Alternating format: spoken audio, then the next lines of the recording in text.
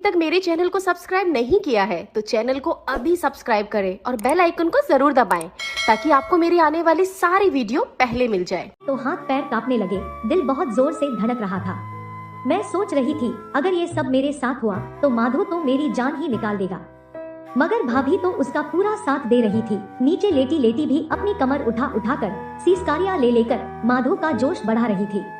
माधो ने अपने दोनों काले हाथों से भाभी के गोरे गोरे दोनों कबूतर पकड़ रखे थे। पकड़े क्या थे, निचोड़ रखे थे। मुझे नहीं पता कि कब मैंने एक तरफ बैठे बैठे अपनी साड़ी ऊपर उठा ली और मेरा एक हाथ मेरे नीचे के द्वार तक जा पहुंचा। पूरी तरह गीली हो चुकी मेरी चिड़िया को मैं बैठे बैठे सहला रही थी। संभोग का ऐसा नंगा नाच मैंने पहले कभी नहीं देखा था।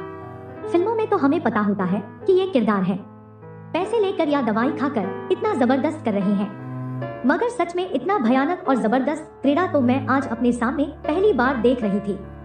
10 मिनट के बाद भाभी झड़ गई तो उसने माधो के कंधे को थपथपाकर उसे रोक दिया। माधो ने अपना अंग भाभी के अंदर से निकाल दिया और पीछे हटकर बैठ गया। भाभी ने मुझे पूछा, ए सुन, तू करेगी क्या? मैं तो सुन्न हुई बैठी थी तो भाभी ही बोली, ए माधो चल उठा इसे और डाल इसके भी। माधो उठकर मेरे पास आया और मुझे बाजू पकड़कर खड़ा किया। मैं कुछ भी न बोल सकी। उसने और भाभी ने मिलकर मेरे कपड़े उतार दिए और नीचे लेटा दिया। माधो ने मेरी टांगे खोली और अपना अंग मेरी जगह पर रखा और फिर एक बार में ही अंदर ठेल दिया। जब उसका पूरा अंग मेरे अंदर घुस गया तब मुझे लगा सच में लंबाई में और मोटाई में दोनों तरह से इसका मेरे पति से बड़ा था। पूरा टाइट और बिल्कुल अंदर तक गया। उसके बाद माधो ने मेरे दोनों संतरे पकड़े और जोर जोर से धक्के लगाने लगा। पहले तो थोड़ा आराम से था, मगर बाद में तो उसने अपनी स्पीड बढ़ा दी।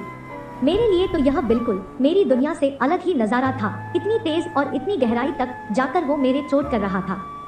मुझे ऐसे लग रहा था जैसे मैं किसी इंसान नहीं किसी मशीन के शिकंजे में फंस गई हूँ। 2 या 3 मिनट में ही मैं स्खलित हो गई, मगर माधो रुकने का नाम नहीं ले रहा था। मैंने उसका कंधा थपथपाया मगर वो नहीं रुका। उसने कहा, नहीं छोटी बीबी, अभी नहीं रुकूंगा, अब तो झाड़ कर ही रुकूंगा। मेरे दोनों संतरों में उसकी उंगलियां जैसे गड़ गई थी। मेरे दोनों संतरे दुखने लगे थे। नीचे से इतनी सख्त रगड़ाई और ऊपर से उसके बदन का पसीना मेरे बदन पर टपक रहा था। मैं जैसे यहाँ से छुटकर भाग जाना चाहती थी, मगर मैं तो हिल भी नहीं पा रही थी। लगातार रगड़ाई से मेरे बदन में फिर से मस्ती जाग गई। अब मैं भी भाभी की तरह माधो के नीचे पड़ी पड़ी तड़प रही थी और खुद अपनी कमर उठा उठाकर माधो के हर धक्के का जवाब दे रही थी।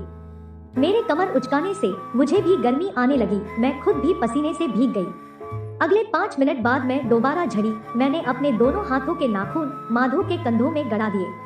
फिर माधो भी छोटी बीबी कहता हुआ मेरे अंदर ही झड़ गया। झड़ने के बाद वो एक तरफ को गिर गया।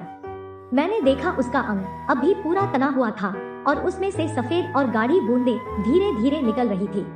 भाभी ने मुझसे पूछा, क्यों बिन्नो, मजा आया? मैंने कहा, बहुत भाभी, बहुत मजा आया। ऐसा मजा तो आज तक नहीं आया। भाभी बोली, तो अगर कभी कभार ऐसा मजा मिल जाए तो लेने में क्या हर्ज है? मैंने कहा, नहीं, बिल्कुल नहीं। पहले मैं सोचती थी कि यह धोखा है, फरेब है, मगर ये नहीं पता था कि ये फरेब इतना मीठा होगा। तभी भाभी माधो से बोली, तेरा खड़ा हो गया क्या? ए सुन बिन्नो, एक बार और करेगी क्या? मैंने कहा, नहीं भाभी, मेरा तो 2 बार हो चुका है। भाभी बोली, मैं तो एक बार और करूंगी। चल रे माधो, आ इधर को। मैं देखकर हैरान रह गई। भाभी ने माधो का काला कलूटा पकड़ा और चूस गई, जबकि उस पर भाभी का पानी, फिर मेरा पानी और माधो के अपने का पानी लगा था। मगर भाभी ऐसे चूस गई जैसे उसे ये सब स्वाद लगता हो। थोड़ी सी चुसाई से ही माधो फिर से कायम हो गया। उसके बाद एक बार फिर बड़ी तबीयत से भाभी के साथ जबरदस्त किया। क्योंकि माधो का भी एक बार हो चुका था, इसलिए इस बार उसे बहुत टाइम लगा। मैंने देखा भाभी को मसल के रख दिया उसने। दबा दबा कर भाभी के दोनों सफेद कबूतर लाल कर दिए थे उसने। फिर भाभी खूब शोर मचा कर झड़ी और उसके बाद माधो। भाभी का पेट और छाती सब माधो के सफेद पानी से भीग गया, मगर भाभी ने उसे साफ नहीं किया, बल्कि वैसे ही अपनी साड़ी बांध ली। मैंने भी अपनी साड़ी पहनी और हम दोनों चुपचाप वापस अपने कमरे में आकर लेट गई। सुबह उठकर जब मैं नहाने गई तो देखा मेरे दोनों संतरों पर यहाँ वहाँ निशान ही निशान थे। मैं डर गई। मैंने भाभी को दिखाया तो भाभी ने भी अपनी छातियाँ दिखाई।